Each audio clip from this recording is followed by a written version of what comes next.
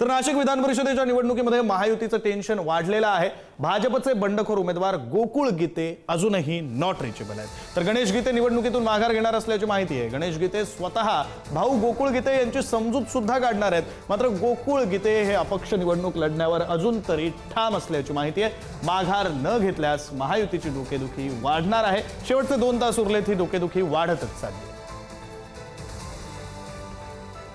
मी माझ्या भूमिकेवर ठाम आहे। मला जो पक्ष आदेश देईल त्याप्रमाणे मी या ठिकाणी माझी माघार घेईन। पक्ष आदेशाने सांगितलं निवडणूक लढा, तर मी त्या ठिकाणी निवडणूक लढेल।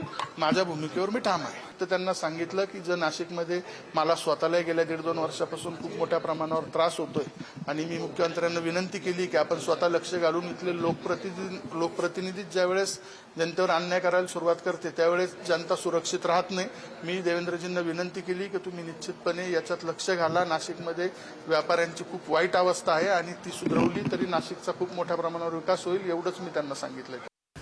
कुठलाही तिढा नाहीये। आता गणेश गीतेंनी आजच सकाळी सांगितलं की मी माघार घेतोय, थोड्या वेळात त्यांची माघार होईल किंवा झाली असेल। गोकुळ गीते आहेत, त्यांच्याशी माझं बोलणं झालेलं आहे। निश्चित ते सुद्धा या ठिकाणी मागे ते थोडे आग्रही आहेत, पण मी त्यांना समजवलेलं आहे। मला वाटतं ते 100% त्या ठिकाणी आपली उमेदवारी थोड्या वेळात मागे घेतील। मला वाटतं महायुतीतले सगळेच उमेदवार जे आहेत ते मागे घेतील, आपापली उमेदवारी मागे घेतील। आमचं 17च्या 17 ठिकाणी जागांवर आम्ही या ठिकाणी एकमताने उमेदवार दिलेले आहेत। जागेचं वाटप झालेलं आहे, आपल्याला कल्पना आहे आणि कुठेही आमची बंडखोरी होणार नाही।